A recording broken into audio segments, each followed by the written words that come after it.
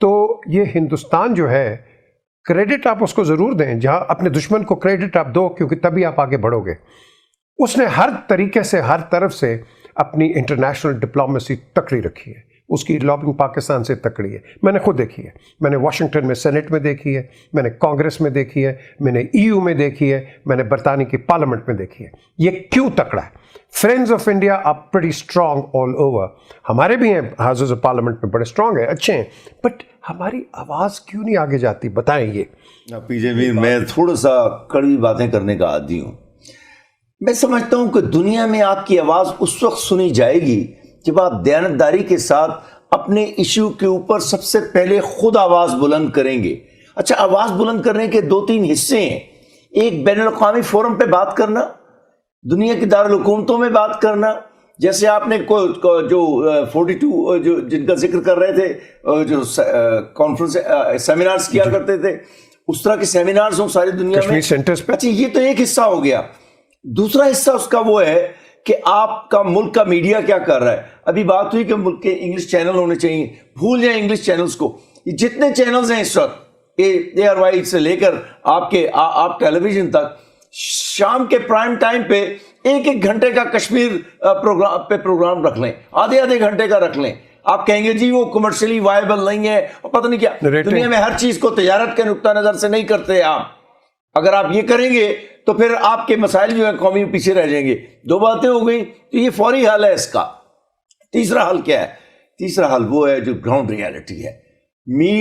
سید علی گیلانی نے جو اپنا آخری خط، جس کا میں ابھی آپ سے بات کر رہا تھا، اس نے کہا this is my last letter to Imran Khan, کہ ہمیں مدد دو. مدد دینے کا کیا مطلب ہے؟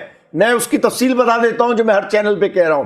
مالیاتی مدد، فائنینشیل ہیلپ، پلاننگ کی مدد، انٹیلیجنس کی مدد، semi military assistance, military assistance.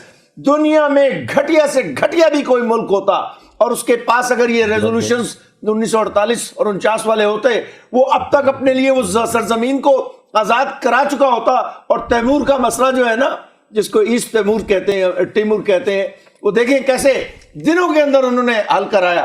آپ اس کے لیے آواز تو بلند کریں نا. مصیبت یہ ہے کہ آپ ہر 2 ہفتے کے بعد ریٹائرڈ سیکرٹریز کا ایک اجلاس شاہ محمود قریشی، پاکستان کا وزیر خارجہ، منعقد کرتا ہے. اور یہ وہ لوگ ہیں جن کی اکثریت مسئلہ کشمیر کے خلاف ہے. They are against the issue of Kashmir. وہ جو ایک یہاں پہ ریاض احمد خان تھا، اس نے اسے کیا کہتے ہیں، سرینا ہوٹل میں باقاعدہ کہا یار بھول جائے نا اسے اور اپنی دوسری معاملات پہ ذرا ترقی دی. تو میں نے انہیں کہا، میں نے کہا یہ آپ جب سیکرٹری خارجہ تھے تو اس وقت آپ انڈیا کے یہاں اسپوکس مین تھے اسلام آباد میں، یا اسے کیا کہتے ہیں پاکستان کی. انہوں نے تھوڑا سا برا منایا اس بات میں. بات برا منانے کی نہیں ہے، بات یہ کہ آپ کا مائنڈ کس طرف ہے. دوسرے یہ کہ شاہ محمود کے متعلق ایک بات میں کہنا چاہتا ہوں، اس کے بعد عمران کے متعلق. میں نے عمران خان کی 110% مدد کی ہے اپنے پروگراموں کے ذریعے، اور آئندہ بھی کروں گا. میں سمجھتا ہوں نیشنل انٹرسٹ میں ہے، آئندہ بھی کروں گا. لیکن کشمیر کے مسئلے پہ پرابلم یہ ہے، شاہ محمود قریشی از اے لے بیک پرسن آن دس کشمیر.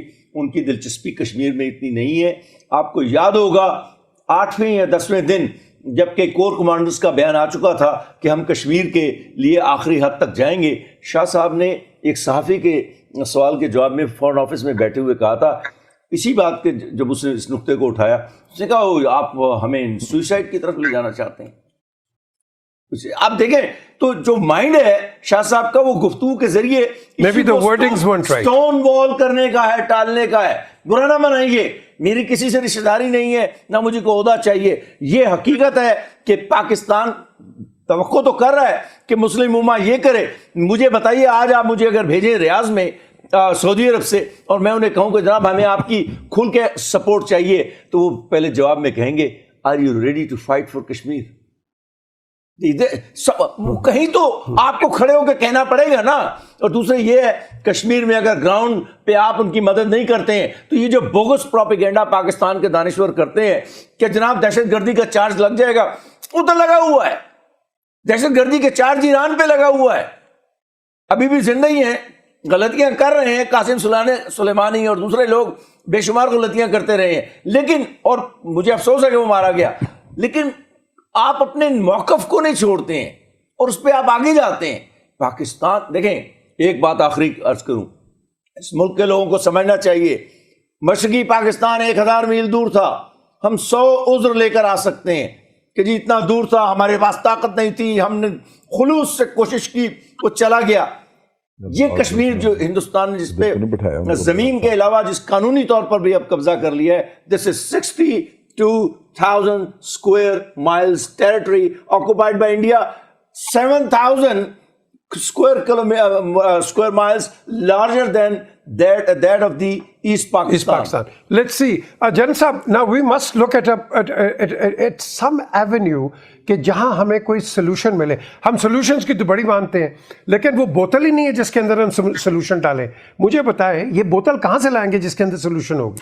دیکھیے, پہلی بات تو یہ جو آپ نے اس سے پہلے بھی ذکر کیا, یہ چیز ایک ہمیں سمجھ لینی چاہیے اور ختم کر دینا چاہیے یہ قصہ اس لحاظ سے کہ کشمیر کے پاس کشمیر مسئلے کے حل میں آپشن جو تھی وہ 1947 میں جو تقسیم ہوئی اس میں آزادی نہیں تھی.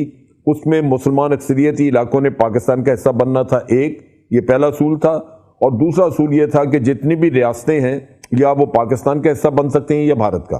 لہٰذا وہ جو آپ ذکر کر رہے تھے کہ بعض اس میں لیڈر سوچتے ہیں کہ شاید انڈیپینڈنٹ کشمیر والا قصہ, وہ تو اس میں کوشچن ہی نہیں ہے جو یونائٹڈ نیشن کی قراردادیں ہیں. اور وہ آج کے دور میں سوچ بھی بہت خطرناک ہے, کیونکہ جس طرح چائنا کے ساتھ امریکہ کی مخاصمت ہے, کوئی بھی چھوٹی ریاست درمیان میں اگر انڈیپینڈنٹ بن جاتی ہے تو وہ اکھاڑا بن جائے گی کسی نہ کسی طاقت کا. سو اس وجہ سے وہ تو سوچ ختم ہو جانی چاہیے. دوسری طرف یہ ہے کہ آپ بات کر رہے ہیں کہ کیا سولوشن ہمارے پاس ہے. دیکھیے, سولوشن بنیادی طور پہ تو وہی تھا جو یونائٹڈ نیشن کی قراردادیں موجود ہیں, لیکن ہم نے اس کو بھی پرسو نہیں کیا. شملہ معاہدہ ہمارے اوپر ایک پابندی لگا رہا تھا, یا ایک کہہ لیجئے کہ ایک ترجیحی حل ادھر آ گیا کہ جناب آپ دو طرفہ بات چیت کریں. لیکن کیا حکومت پاکستان کو چاہیے نہیں تھا کہ جس دن مودی نے آرٹیکل 370 کو ایبروگیٹ کیا اور یونین ٹیریٹری میں کنورٹ کرنے کی کوشش کی, تو آپ کہتے ہیں جناب یک طرفہ قدم اٹھانے کے بعد انڈیا نے دو طرفہ ارینجمنٹ کو تو ختم کر دیا. اب دو طرفہ بات چیت کا تو کوئی جواز باقی رہتا ہی نہیں. اگر ہم انٹرنیشنل کمیونٹیز یہ مشورہ دیں کہ جناب پاکستان اور ہندوستان بیٹھ کے اکٹھے اس معاملے کو حل کرنے کی کوشش کریں, تو اس کا جواب تو مودی نے خود ختم کر دیا, لیکن ہم اس پہ بات نہیں کرتے. اب اگر یہ جواز ختم ہو جاتا ہے تو پھر انٹرنیشنل کمیونٹی کو ہم نے یہی کہنا ہے کہ جناب اب آپ یونائٹڈ نیشن میں لے کے جائیں اور اس میں جو پلیبسائٹ کروانا تھا اس کی طرف آئیں. حقیقتاً جنگیں دو ہم نے لڑی اس میں کشمیر کے اوپر, ہم تیسری لڑ لیں, چوتھی اب نیوکلیر ویپنز بھی آ گئے اس ایریا میں, تو جنگوں سے تو یہ مسئلہ حل نہیں ہوگا سوائے تباہی کے, اور کچھ نہیں ہوگا یہاں. لیکن اگر آپ ڈپلومیسی کو ایکٹیویٹ کریں اور ڈپلومیٹک ایفرٹس اپنی جو ہے وہ پہلے سے کہیں بڑھائیں, تو پھر بھی آپ کسی طرف جا سکتے ہیں. یہاں تو یہ ہے کہ آپ ڈپلومیٹک ایفرٹ کر نہیں رہے, جنگ آپ جو ہے وہ سمجھ رہے ہیں کہ جناب وہ پیش خامہ ہوگا تباہی کا, وہ حل نہیں ہے, تو باقی تو پھر کچھ نہیں رہ جاتا. تو اس وجہ سے ضروری یہ ہے کہ دو طرفہ معاملہ کو ختم کیا جائے. آپ بتا دیجئے کہ جناب شملہ معاہدہ آپریٹو نہیں رہا, ہم نے نہیں اس کو وائلیٹ کیا, انڈیا نے کیا, انہوں نے یک طرف قدم اٹھایا, یک طرفہ قدم اٹھایا ہے. اب آپ یونائٹڈ نیشن کی طرف آئیں, ادھر کوئی ایفرٹ ہمیں نظر ہی نہیں آتی. یہ جو شاہ محمود قریشی صاحب نے بھی ذکر کیا تھا, میں نے بھی بات کی, کیا کشمیر سیل ایک بنا کے اس سے ٹوٹل کام پہ اس کو کشمیر کے معاملے پہ لگا کے, تو ایون فورن آفس کو بھی ڈائریکٹو وہاں سے جائے کہ جناب آپ نے یہ کرنا ہے. لیکن یہ ہے کہ یہاں پہ وہ سنسیئرٹی نظر نہیں آتی. جب اپوزیشن کہتی ہے کہ جناب آپ کشمیر کو سیل آؤٹ کر رہے ہیں جا کے یونائٹڈ یو ایس اے میں, تو وہ حقیقت ہے یا نہیں, لیکن آپ کے عمل جو ہے وہ اسی طرح کے نظر آ رہے ہیں کہ عملاً آپ وہاں پہ وہ کوئی کام نہیں کر رہے, یوں لگتا ہے کہ کشمیر آپ نے بھلا دیا ہے. تو میرا کہنے کا مقصد یہ ہے کہ ہمیشہ حالات ایک جیسے نہیں رہتے. کل مودی ہو سکتا ہے وہاں نہ بیٹھا ہو, کوئی اور سوجھ بوجھ والا لیڈر آ جائے, وہ معاملہ حل کرنا چاہے. یہ وقت بدلتے دیر نہیں لگتی, لیکن کیا ہم اس وقت کو اویل کرنے کے لیے تیار ہیں؟ بالکل, ہم نے تو وہ ایفرٹ نہیں کی. بالکل, میرے خیال کے مطابق ہمیں یہ دنیا کو واضح کرنا چاہیے کہ اب دو طرفہ معاملہ نہیں رہا, اس پہ اب یونائٹڈ نیشن کو ہی آگے بڑھنا ہوگا. اور یہ ایک نیریٹو ہے جو ہمیں لے کے پوری دنیا میں پھرنا چاہیے. اور پھر دیکھیں اگر 70 سال میں یہ معاملہ نہیں کسی نیچ پہ پہنچا تو 2 سال 4 سال اور لگ جائیں گے، لیکن مسئلے کا حل تو کہیں ہمیں نظر آئے گا نا کہ یہ ایک طریقہ کار ہم نے اختیار کیا ہے. آج تو نہ ہم ادھر ہیں نہ ادھر ہیں.